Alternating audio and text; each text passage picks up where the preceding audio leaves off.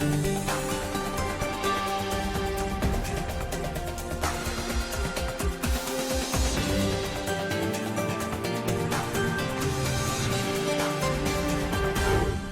today's World Insight, changes to Hong Kong's electoral system to fix the city's troubles, words on patriotism and leadership from two CPPCC members. I don't think any citizen of any country will consciously vote for or support anyone who is not a patriot to run their country. And what are the root causes of the city's social unrest? Will an improved electoral system be able to fix them? Insights from an outsider looking in. British author and journalist Martin Jacques.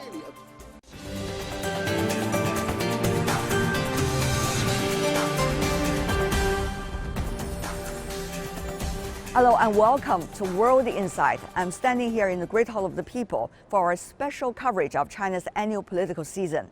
These sessions, I'm Tian Wei.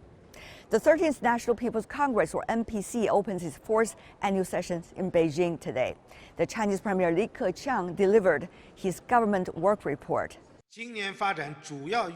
The main targets for development this year are as follows: GDP growth of over 6%, over 11 million new urban jobs, a surveyed urban unemployment rate of around 5.5%, CPI increase of around 3%, steady increases in both the volume and quality of imports and exports, a basic equilibrium in the balance of payments, steady growth in personal income, a further improvement in the environment, a drop of around 3% in energy consumption per unit of GDP, a continued reduction in the discharge of major pollutants, grain output of over 650 million metric tons.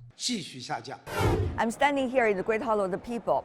The Chinese Premier Li Keqiang just delivered his government work report annually. And there is a longer list of daunting tasks. On top of it, 6% GDP growth rate. That will be quite a challenging thing for China when the rest of the world is still struggling with COVID-19. Secondly, to expand and to encourage domestic consumption and domestic market. Thirdly, to establish a public health emergency response system and a system of village doctors in China. Fourthly, how to improve the international governance. All of these and many more are on the Chinese government agenda.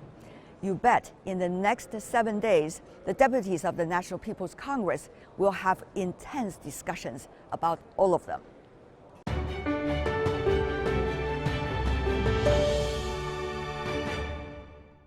China's top legislature also will deliberate a draft decision on improving the electoral system of Hong Kong. According to a spokesperson of the National People's Congress, it's about accurate and effective implementations of principles like Patriots governing Hong Kong under the framework of one country, two systems. On the eve of China's annual political season, I spoke to Henry Tang Ingnian, a CPPCC standing committee member coming from Hong Kong. He said the principles are crucial. Good to see you, Mr. Tang. What does it mean? Patriots running Hong Kong. How would you understand that? Well, I think most people in the civilized world will understand the definition of a patriot. A patriot means somebody who loves his country, loves his heritage, and also loves his city and its people. Now, this is a terminology that was used by the late Deng Xiaoping when he formulated the one country, two system under the one China policy. So this is something which is not new per se, because it has been around for a long, long time. And indeed, I believe most Western countries will understand this very, very well, that patriots should be the ones who run the country and should be the ones who are in charge for the benefit of the country and the benefit of its people. So, Mr. Tang, what you're saying is it's hard to imagine in any country, in any locality either, that one that does not love the country would become the one running it, right? Well, I think there are about 200 countries in this world. And I believe most of them already have definitions that will have criteria that will preclude traitors from running a country. And indeed, traitors are usually caught and tried and dealt with. So I believe, I don't think any citizen of any country will consciously vote for or support anyone who is not a patriot to run their country. But now here's come the pragmatic issue of who should be in the LECO, who should be in the local council, and who should be the chief executive of Hong Kong. And therefore, the definition of patriot become extremely important in this regard, at least for the very first time. In Hong Kong, we have the executive branch, which consists of the chief executive, the secretaries, and also the civil service, which constitute the executive branch. And then we have the legislative branch, which consists of legislative council and to a lesser extent the district council, who are asked to advise and consult on district affairs. So the powers of both are actually quite clearly divided, although both branches, as well as the judiciary, is under the chief executive of Hong Kong. So the structure, which is under our mini constitution called the Basic Law, has been already defined. If you ask who should be in charge of these important positions, and of course my answer would be, naturally it should be patriots who are both in the executive branch and in the legislative branch, because the executive branch are the ones who are running the government per se, and introduce legislations to the legislature for them to examine, and also they will present the yearly budget to the legislative council so that they can examine the budget and approve the budget therein. So therefore, the work of both branches of government are very important and part and parcel to the normal operation of Hong Kong in general. So I believe it is important that all the positions in both the executive branch and the legislative branch should be chaired or occupied by patriots. Now, when I say patriots, I don't mean that someone have to say yes to everything, because every community, every healthy community should have a healthy dose of people who have different opinion. And Hong Kong is a very diverse community, making up of people from all spectrums of life, and and people that comes from all over the world and call Hong Kong home. Different opinions about what? About the principle one country, two systems, about the future of Hong Kong? These have already been discussed and decided and promulgated. So there is no question that these issues will be up for discussion again. What I mean by earlier, when I say different opinions, there are many different ways of different policies. For example, what is being debated now is the annual budget that is proposed by the financial secretary. Now, he proposed the annual budget, which is like every treasury official will do in every jurisdiction, is that they will present the year's income as well as expenditure, like every company or every corporation. So, of course, there will be different opinions as to how we collect our taxes, how we collect our revenue, and there will be definitely much more discussion on how we spend the money, whether we spend more on education, more on welfare, more on healthcare, or more on other aspects of government. So it is an issue which we should listen to views of people so that we can formulate the best policy for implementation. So this is just but one example. There are many other examples. For example, we have a traffic problem. What should we do in order to mitigate this issue of traffic jams in the city. So that's what I mean when I say Hong Kong is a very diverse society. There are people with different views, and all of these views, as long as they are constructive and we share the same goal on how to make Hong Kong better, how to make Hong Kong a more vibrant city, on how to make Hong Kong a more prosperous city for all, I think they should be, I definitely believe all of these views should be considered because they are working towards the same goal of making Hong Kong a vibrant city as part of China.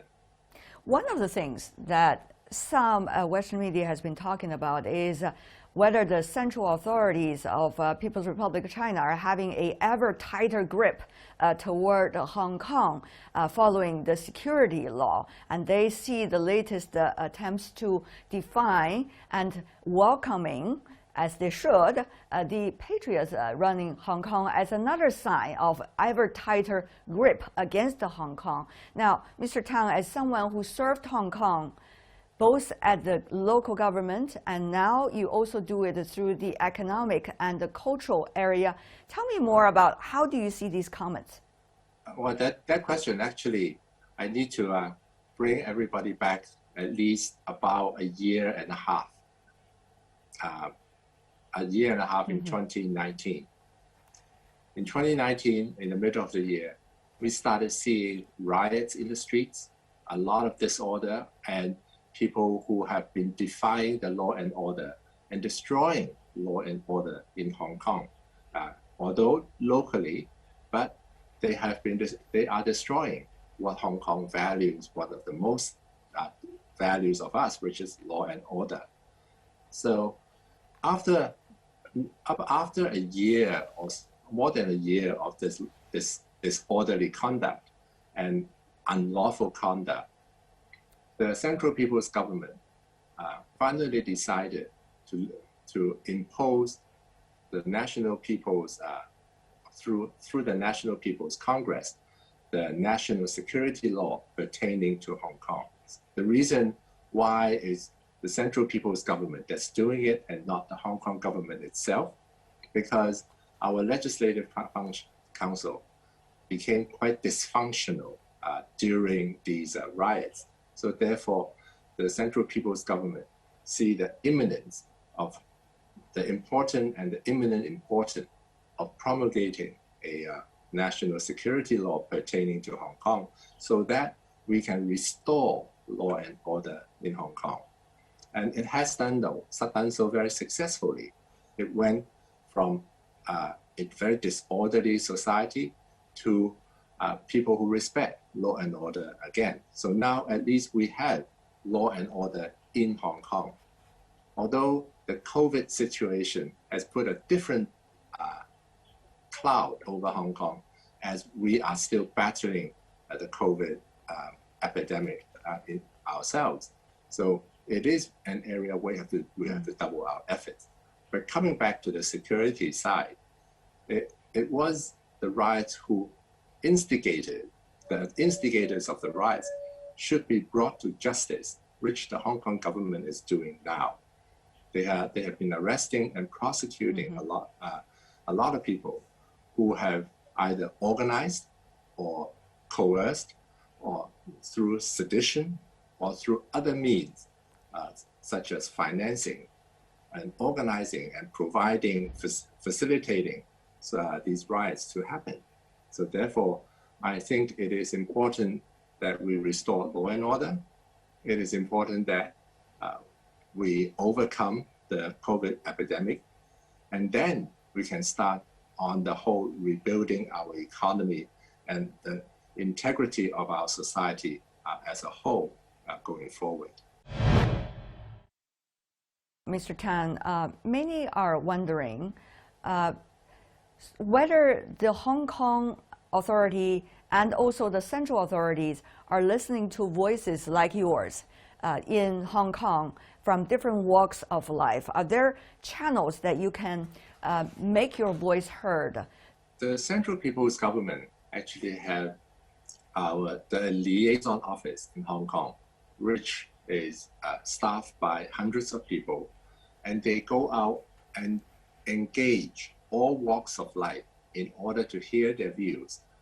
For example, for people like me, I engage them regularly. They will come and talk to me. And I also chair the Friends of Hong Kong Association, which consists of the Hong Kong members of the National People's Congress, the Hong Kong members of the CPPCC, and they engage us regularly so that our views can be conveyed to the Central People's Government. So that is one channel. But there are other channels, because the Central People's Government's Liaison Office, the CPGLO, they go into all walks of life in the community to hear different views from all walks of life, from billionaires all the way to the regular people on the street. So I think they actually have a pretty good idea of what's happening in Hong Kong. And also they can relate these sentiments in Hong Kong back to the Central People's Government. What does that mean then for the Hong Kong economy? There were chaos earlier in Hong Kong, now much better, but still businesses could be recovering slowly. Now there's also a layer of the pandemic. The economic recovery could be slow as well. Tell me more about your assessment. Of course, first of all, I think it's going to be an uphill battle for Hong Kong in terms of economic recovery after the pandemic. We are still in the middle of the pandemic. We have not completely overcome it yet. Quarantines are still very much in place. No. So international travel, many of the international interactions have been cut off because of the travel quarantines. Now, we don't want to export the virus, nor do we want to import the virus. So therefore, until we are able to get a grip coming nearly fully in control of our cases here locally, otherwise, the urge to open up with China, with the mainland of China, cannot be done unless we are able to to control our own epidemic situation. So that's one. Secondly, both the riot and the COVID have devastated our economy. Many businesses are now hanging by a thread. So the process of rebuilding is going to be a tough journey. Our unemployment rate is at 7%. 7% may not sound very high to many economies, but for us, it's nearly a 17-year high already. The only other time which I saw a higher unemployment rate was when I was the financial secretary back in 2003, where we had more than 8% of unemployment. So therefore, when I took over as financial secretary, the word that's always in my mind is jobs, jobs, jobs, meaning whatever policy I do, I want to see how to create more jobs. So these are some of the issues which government should now be working on in order to rebuild our economy post-pandemic.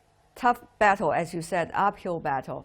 Mr. Tang, you are contributing to fight this battle because you are trying to promote more culture and tourism of Hong Kong through the West Kowloon cultural district. But I know tourism very hard during this period of time. So how are you personally fighting that uphill battle?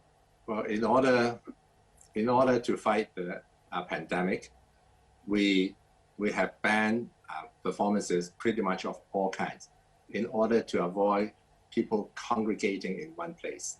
So performances that audience in performances have basically all been cancelled.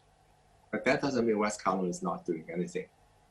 West Kowloon, we have been launching programs that people can participate and watch online. So this way, I believe that's the way we are doing this interview now, which is via Zoom.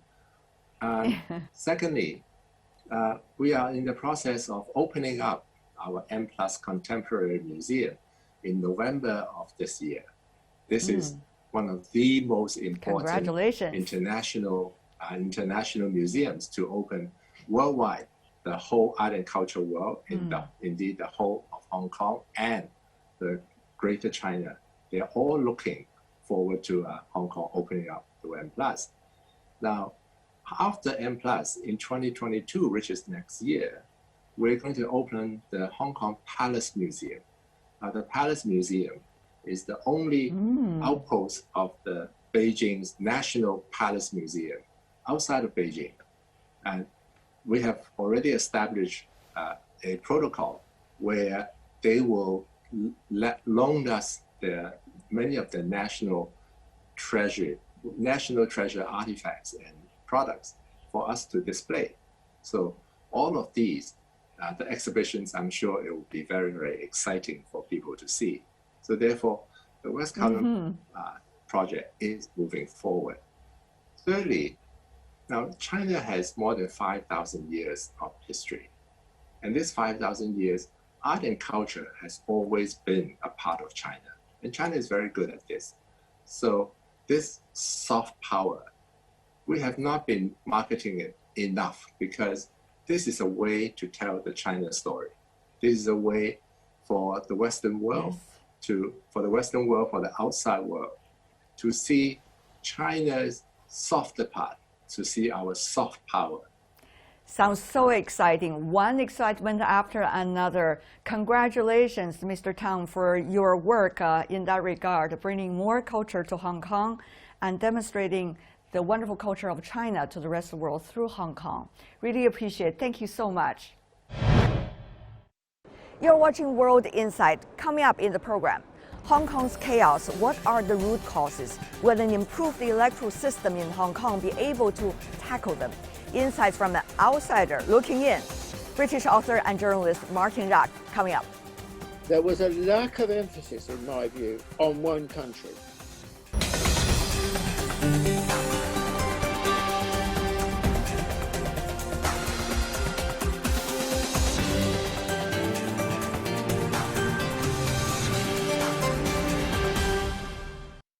Welcome back.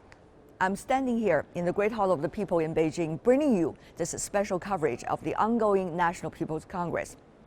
Hong Kong begins to pick up the pieces from paralyzing illegal protest and also the pandemic. More than a year after unrest in the city, things have quieted down, but some deep-rooted problems remain and change is needed. With the ongoing COVID vaccine rollout and a $15 billion relief package, experts say the city's economy would rebound. So what's in store for Hong Kong? I spoke to Martin Jacques, a British journalist and author. Here are the Hong Kong SAR's problems and how to fix them, in the words of a longtime China observer. Good to see you, Martin. There has been a lot of rethinking about Hong Kong over the past 2 years, but also further back. What do you think should be the way out now? Well, I think that it's certainly true there's been a lot of discussion and rethinking because of events. The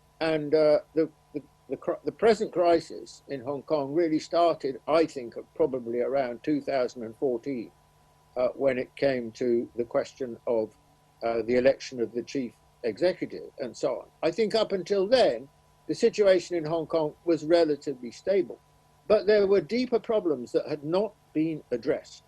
And they've really come to the surface in a big way over the last several years. And so I think on a range of fronts, there needs to be rethinking. Very interesting. Would you like to elaborate upon that? There has been a lot of debate about political systems, elections, but to what you have just said, a deeper rooted economic and social problems need to be urgently addressed. What are they? Which are you referring to? Is there some real solutions that you already observed in mind? Well, I haven't seen any, but I hope they are under discussion. What I mean is this, that basically under the British, Hong Kong was a typical colonial style economy. It was dominated by a few favoured tycoons, particularly in the way in which land was distributed, properties were built, and property prices as a result were sky high. And the economy was also typically of a colonial economy, an oligopolistic economy. You know, people go on about how competitive Hong Kong is and so on. That is true only in a small extent. It was really a very oligopolistic economy, which was typical of colonialism, British colonialism, often others as well, but especially British colonialism. And it seems to me these questions have not really been addressed. If you ask me, well, why were so many people, young people, upset and demonstrating and so on? I would say, yes, sure, there was a political problem in Hong Kong. But above all, I think it's discontent amongst the young people with their prospects. You know, they never thought they could buy anywhere because the prices were too high and so on. So you can't solve the problem just at the political level. You've got to tackle the underlying socio-economic problems, the grievances that exist in society. So I think there's no satisfactory reform in Hong Kong unless it takes these key issues on board. You know, the idea following Deng Xiaoping and so on was one country, two systems. And I think that there has been a problem in getting the right balance between those two things, not just recently, but over a much longer period. I would say actually since the handover itself. There was a lack of emphasis, in my view, on one country. Some people felt essentially, but not so many, it meant one country. Broad, perhaps a wider section of people emphasized two systems. But actually, the key question, in my view, is one country. It is the process by which Hong Kong becomes integrated as part of China in the long run process. Well, Hong Kong is experiencing what it is today. The world is changing very fast. There are a lot of things going on that would have an impact on how people in Hong Kong and beyond are thinking about the whole thing. Help us lighten up the topic for us, please, because there are a lot of things going on. So one would naturally get confused and, shall I say, dissatisfied with realities. I think the underlying process that we're witnessing in the world is the decline of the West. And that, and centrally, of course, to that is the decline of the United States. And we can't understand anything about what's happening now unless we address this question. But it's not really been widely recognized until quite recently, this process. I mean, you know, I wrote about it many years ago, but now it's come to the attention even of the American public. They recognize that America is not what it was, and they don't think it's going to be what it was. Or take European opinion. I mean, there's a very interesting opinion poll not long ago on European opinion, and most Europeans, majority, quite a large majority, think that America is never going to be what it was before. It's going to be much less significant in the world and so on. And more than that, the American political system is in trouble, because in decline, then there's dissatisfaction. There's polarization. We've seen that in the United States, especially during the Trump period, but it continues. So therefore, in some ways, the American political system is paralyzed. Meanwhile, of course, the other great trend of our time is the rise of China, not just the decline of the West, but the rise of China.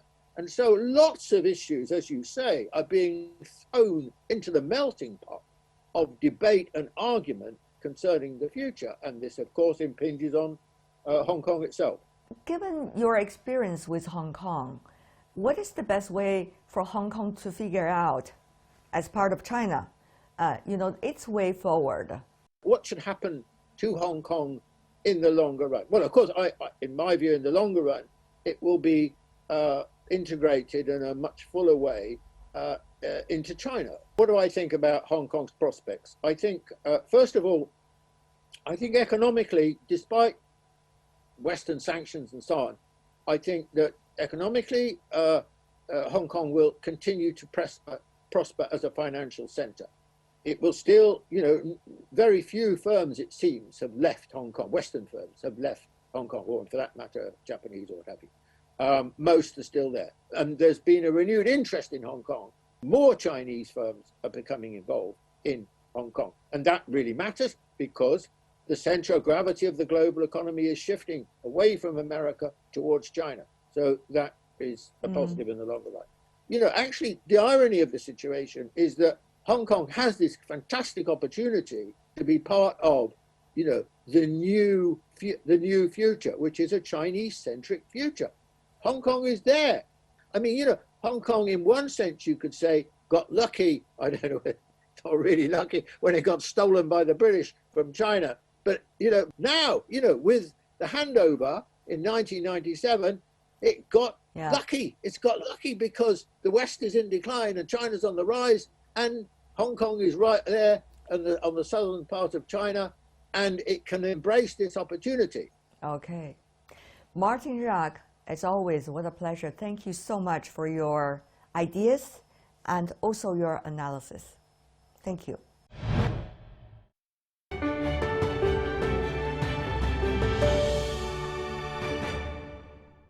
This is a special coverage inside the Great Hall of the People as China's top legislators convenes. Strict pandemic precautions mark the start of Beijing's political season, but with new virus variants and a lack of vaccines worldwide, how can we expect a conclusion to COVID-19? Margaret Chan, former Director General of the World Health Organization, is a straight talker. She's now also serving as a CPPCC member. As a global health advocate, she handled the aftermath of SARS and then bird flu, Ebola. She said, international cooperation is the only way. My interview with her now, we started by talking about the city that she loves and lives for a long time, Hong Kong. Margaret Chan, what a pleasure. So nice to see you again, Tian Wei, in Beijing. So good to see you. I'm so glad that we got this opportunity at least once in a year. You, for a big proportion of your life, have been living in Hong Kong. What do you make of the latest debate about, for example, Patriots governing Hong Kong? For example, the latest incidents taking place in Hong Kong over the past 2 years? Well, it was said that, you know, in the last 2 years, Hong Kong suffered a lot. And of course, we started with, you know, the political reform as well as the COVID-19.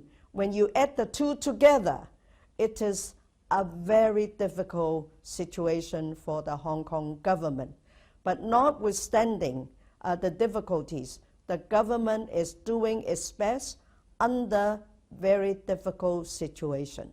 Now, from the perspective of whether or not we come to a very important juncture for Hong Kong, we need to review the political system, whether or not it has moved with time, whether or not it is time to change. I personally would agree it is time to review and to change to be suitable for Hong Kong. Now, the very hot topic in Hong Kong now is to ask whether or not Hong Kong should be governed by patriots. Isn't it, Tian Wei?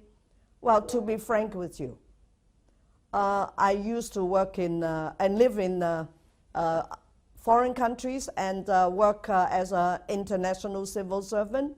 In my contact, I have never seen a country or a city that would be willing to allow non-patriots to run their business.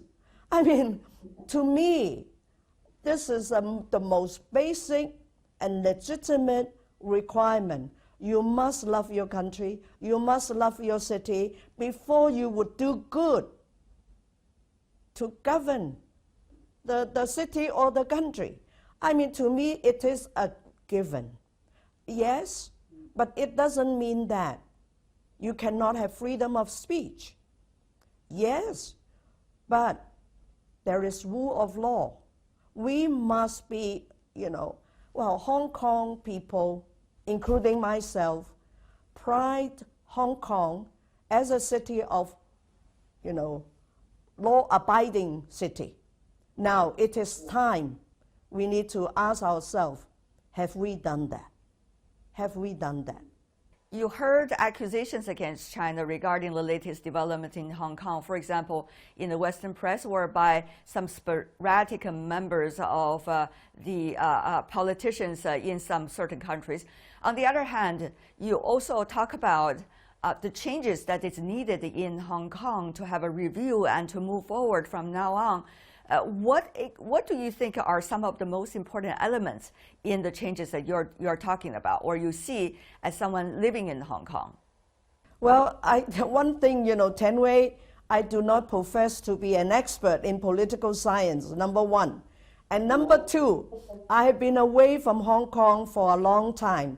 I live abroad and I work abroad. So it would be best for the people in the know who understands the situation in Hong Kong to come up with a system that is relevant to the situation of Hong Kong now. But, my position is very clear. I love Hong Kong, I love China. China, as a Chinese, this is a given.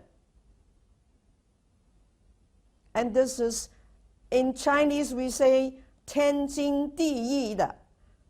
对爱国爱港的人来说，这是我们最应该做的。Let me ask you, Ms. Chan, about your assessment, the level of international cooperation regarding COVID-19 prevention control, and now, of course, about the vaccine as well. What is your assessment? Well, this is very interesting. As an observer, I see conflicting evidence in global cooperation and also in vaccine research and development, and now with the vaccine equitable distribution. Now, why do I say that? I think at the political level, the cooperation did not go well. And we know for a fact that, the previous U.S. administration was a big, issue. And I welcome President Biden coming back and putting people's health and well-being as a priority. So I hope the previous collaboration in the public health community would continue. One thing I want to point out, the research scientists in vaccine development have been cooperating since day one. So that is really commendable. But now we are at a very critical juncture. Vaccines, COVID-19 vaccines are in short supply. And we are hearing vaccine nationalism. This is something we should guard against because it will backfire. For those of us in public health, we say that no one is safe until everyone is safe.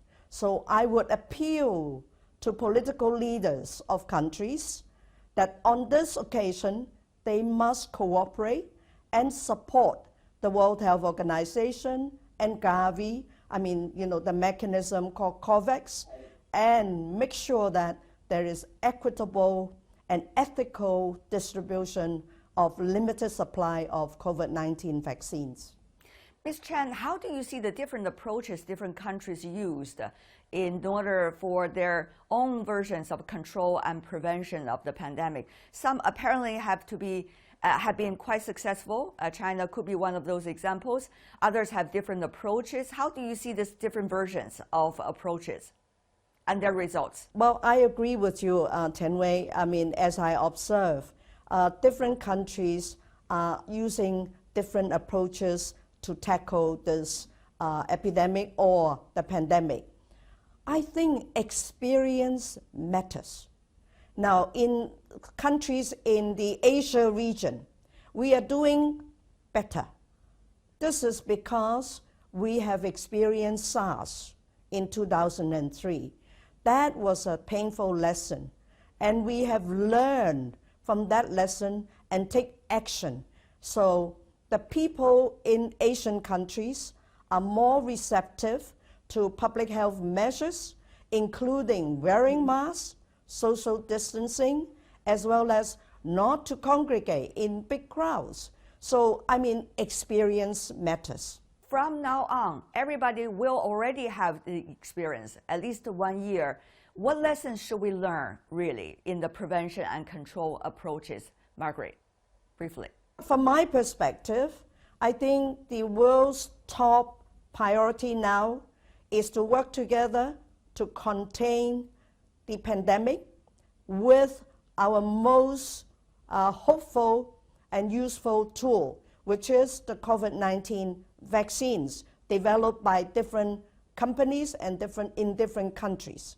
That's the top priority.